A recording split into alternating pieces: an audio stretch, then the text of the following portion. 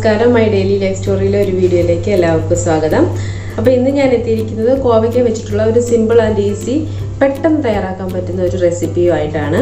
അപ്പോൾ നമുക്ക് വീഡിയോയിലേക്ക് കിടക്കാം. വീഡിയോയിലേക്ക് കിടക്കുന്നതിന് മുമ്പ് നിങ്ങൾ ആദ്യം ചെയ്യേണ്ടത്, വീഡിയോ സബ്സ്ക്രൈബ് ചെയ്യാതെയാണ് കാണുന്നതെങ്കിൽ താഴെയുള്ള ഒരു റെഡ് കളർ സബ്സ്ക്രൈബ് ബട്ടൺ വരും, അതങ്ങ് പ്രസ് ചെയ്യണം കേട്ടോ.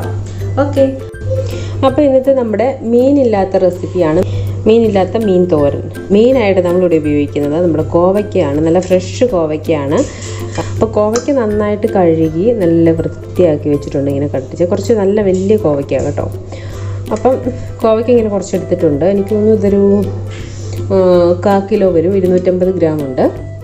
അപ്പം ഇതിനായിട്ട് നമുക്ക് പിന്നെ വേണ്ടത് തേങ്ങ വേണം. 1/2 കപ്പ് വേണ്ട, 1/2 കപ്പിൽ ഒരു 1/4 കപ്പ് തേങ്ങ വേണം. അപ്പം ഞാൻ ഇത്രയും തിരണ്ടി വെച്ചിട്ടുണ്ട്. ഇതിൽ നമുക്ക് ആവശ്യമുള്ളത് എടുത്താൽ മതി. അപ്പം ഇതുപോലെ കുടംപുളി ഒരു വലുതും ഒരു ചെറിയ കഷ്ണവും കൂടി ഇങ്ങനെ വെള്ളത്തിലിട്ട് വെച്ചിട്ടുണ്ട്. നമ്മൾ ചൂടുവെള്ളത്തിലിട്ട് വെക്കുകയാണെങ്കിൽ അത്രയും നല്ലതാണ്. കാരണം ഇതിനകത്ത് നിന്ന് ഈ പുളിക്ക് കട്ടിയുണ്ടല്ലോ. അപ്പോൾ നമ്മൾ വെള്ളത്തിലിട്ട് വെക്കുമ്പോൾ അതിൻ്റെ കട്ടി കുറഞ്ഞിട്ട് നല്ല സോഫ്റ്റായിട്ട് വരികയും ഇതിൽ നിന്ന് പുളി ഇറങ്ങാനായിട്ട് എളുപ്പമുണ്ട്. കോവയ്ക്കയ്ക്ക് ഓൾറെഡി ചെറിയൊരു പുളിയുണ്ട്. അപ്പം ജസ്റ്റ് ഒരു ആ മീൻ കറിയുടെ അല്ലെങ്കിൽ മീൻ പീരയുടെ ഒരു ഫീലിംഗ് വരാൻ വേണ്ടിയിട്ട് നമ്മളൊരു കുറച്ച് ചേർത്താൽ മതി. ഒരു പുളി അനുസരിച്ചിട്ട് ചേർത്താൽ മതി കേട്ടോ. അപ്പം ഞാൻ ഇത്രയും ഇട്ടിട്ടുണ്ട്. ചൂടുവെള്ളത്തിലിടുവാണെങ്കിൽ പെട്ടെന്ന് ഇത് നല്ല സോഫ്റ്റായിട്ട് വരും. ഇതൊരു ടിപ്പാണ് കേട്ടോ. പിന്നെ ഇതിലേക്ക് ഞാൻ ഇതുപോലെ ഒരു വലിയ സവാള എടുത്തിട്ടുണ്ട്, കുറച്ച് കറിവേപ്പില, അതുപോലെ പച്ചമുളക്. നമ്മളിതിനകത്ത് ചുവന്ന മുളക് ചേർക്കുന്നില്ല, പച്ചമുളകാണ് ചേർക്കുന്നത്. അപ്പം എരിവിനനുസരിച്ചിട്ട് ആവശ്യത്തിന് പച്ചമുളക് എടുക്കുക. അപ്പം ഞാനൊരു 10-12 പച്ചമുളക് എടുത്തിട്ടുണ്ട്. അതുപോലെ ചെറിയ കഷ്ണം ഒരു ഇഞ്ചി വേണം, കുറച്ച് ഒരു 5-6 വെളുത്തുള്ളി വേണം. അപ്പോൾ ഇനി നമുക്ക് ഇത് തയ്യാറാക്കാം. നമ്മൾ മീനൊക്കെ വെക്കുന്നത് എപ്പോഴും ഒരു മൺചട്ടിക്കകത്താണല്ലോ. അപ്പം ഞാനിതുപോലെ ഒരു ചട്ടി എടുത്തിട്ടുണ്ട്. അപ്പോൾ നമുക്ക് കോവയ്ക്ക കട്ട് ചെയ്യേണ്ടത് നീളത്തിലായിരിക്കണം. അവന് ഒരുപാട് നീളത്തിനനുസരിച്ച് പഴുത്ത കോവയ്ക്കാണ്, എങ്കിലും കുഴപ്പമില്ല കേട്ടോ. കോവയ്ക്ക ഇങ്ങനെ ഒരുപാട് കട്ടിയിൽ അരിയരുത്, ഈ ഒരു വലുപ്പത്തിൽ അരിഞ്ഞെടുക്കുക.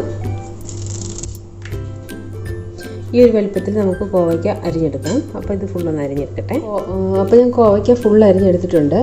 ഇനി നമുക്ക് സവോള ഇതുപോലെ തന്നെ ചെറുതാക്കിയിട്ട് അരിഞ്ഞിടാം. അപ്പോൾ ഞാൻ സവോള ഇതുപോലെ ചെറുതായിട്ട് കട്ട് ചെയ്തിട്ടുണ്ട്. എല്ലാം നമ്മൾ നീളത്തിലാണ് കേട്ടോ അരിയുന്നത്. അപ്പോൾ സവോളയാണെങ്കിൽ നീളത്തിൽ ഇങ്ങനെ തിന്നായിട്ട് അരിഞ്ഞിട്ടുണ്ട്. അതുപോലെ തന്നെ പച്ചമുളക് നീളത്തിലാണ് അരിഞ്ഞിരിക്കുന്നത്. അപ്പോൾ ഇത് നമുക്കിതിൻ്റെ മുകളിലേക്ക് ഇട്ട് കൊടുക്കാം. കറിവേപ്പില ഇട്ട് കൊടുക്കാം. ഇഞ്ചി വെളുത്തുള്ളിയും ചതച്ച് വെച്ചിട്ടുണ്ട്, അത് നമ്മൾ ഇതിൻ്റെ കൂടെ ഇടുവാണ്. നമ്മൾ മീനൊക്കെ വറ്റിക്കത്തില്ലേ, സെയിം രീതി തന്നെയാണ്. പിന്നെ നമുക്ക് ആവശ്യത്തിന് തേങ്ങ ഇട്ട് കൊടുക്കാം. അപ്പോൾ തേങ്ങ ഞാൻ 2 ടീസ്പൂൺ 4 ടീസ്പൂണോളം തേങ്ങ ഇടുന്നുണ്ട്.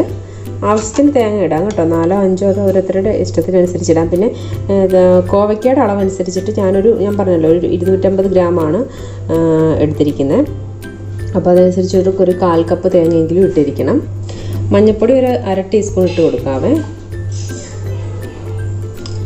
ഉപ്പും ഓരോരുത്തരുടെ ടേസ്റ്റ് അനുസരിച്ചിട്ട് ചേർക്കുക. നല്ല വൃത്തിയായ കൈ വെച്ചിട്ട് തന്നെ നന്നായിട്ട് ഇങ്ങനെ തിരുമ്മി പിടിപ്പിക്കുക. അതായത് കോവയ്ക്കയും ഇതെല്ലാം കൂടി നന്നായിട്ടൊന്ന് മിക്സ് ചെയ്യുക. കൈ വെച്ചിട്ട് തന്നെ ചെയ്യുക കേട്ടോ. ഇതിപ്പോൾ നമുക്ക് മീനില്ലെങ്കിലും ഒരു മീൻ കറി അല്ലെങ്കിൽ മീൻ വെച്ചിട്ടുള്ള ഒരു റെസിപ്പി കഴിക്കുന്ന അതേ ടേസ്റ്റ് കിട്ടും. മീൻ വറ്റിച്ചത് കഴിക്കുന്ന ഒരു സെയിം ഫീലിംഗ് ആണ്. അതുപോലെ സ്മെല്ലും ഒക്കെ അങ്ങനെ തന്നെയാണ്. ഇത് വേണമെന്നുണ്ടെങ്കിൽ നിങ്ങൾക്ക് പച്ചമുളക് ഇല്ലാതെ ചുവന്ന മുളക്, അതായത് മുളക് പൊടി ചേർത്തിട്ടും വെക്കാം. പക്ഷേ കൂടുതൽ ടേസ്റ്റി ആയിട്ട് തോന്നുന്നത് ഈ ഒരു രീതിയിൽ വെക്കുമ്പോഴാണ്. അപ്പോൾ ഇത് ഞാൻ ഒന്ന് ഇളക്കി കൊടുത്തിട്ടുണ്ട്. ഇനി നമ്മളെടുത്ത് വെച്ചിരിക്കുന്ന പുളി അത് ഇട്ട് കൊടുക്കുക. അതിങ്ങനെ നടുക്കേക്ക് ഒരു ചെറിയൊരു ഇങ്ങനെ ഒരു കുഴി പോലെ വെച്ചിട്ട് അതിലേക്ക് പുളി ഇട്ട് കൊടുക്കുക. എന്നിട്ട് നമുക്ക് ആവശ്യത്തിന് വെള്ളം ഒഴിച്ചു കൊടുക്കാം. പിന്നെ ഇത് നമ്മൾ ഒത്തിരി കറി പോലെ ഒരുപാട് വെള്ളം ഒഴിക്കില്ല. ഇതിന് 1/2 കപ്പ് വെള്ളത്തോളം ഒഴിച്ചു കൊടുക്കുക. ഇനി നമുക്കിത് അടുപ്പത്തേക്ക് വയ്ക്കാം.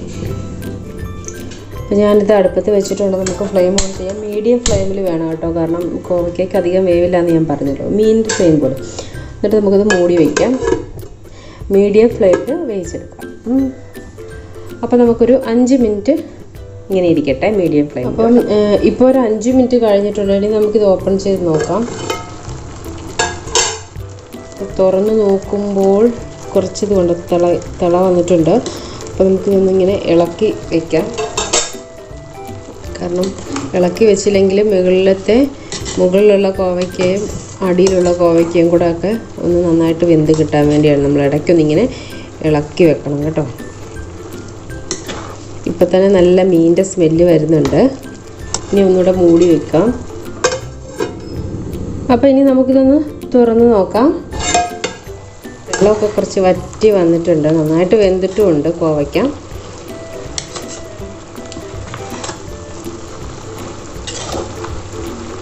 കുറച്ച് വെള്ളമുള്ളൂ കേട്ടോ. ഇത് നമുക്കിനി വാങ്ങി വെക്കാം കേട്ടോ.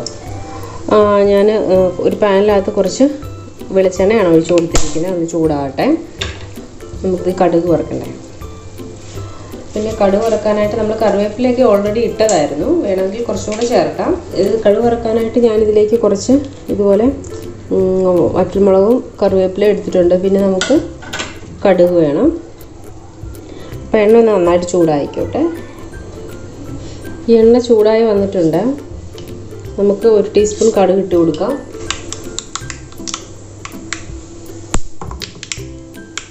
വറ്റൽമുളക് എടുത്ത് ഇടാം. അതിലേക്ക് നമുക്ക് കറിവേപ്പില കൊടുക്കാം. ഇതുകൊണ്ട് നമുക്ക് ഫ്ലെയിം ഓഫ് ചെയ്യാം. അപ്പോൾ നമ്മൾ വാങ്ങി വെച്ചിരിക്കുന്ന ഇതിലേക്ക് നമ്മുടെ കടുക് വറുത്തിട്ട് കൊടുക്കാം. ഇതിലേക്ക് ഒഴിച്ചു കൊടുക്കാം.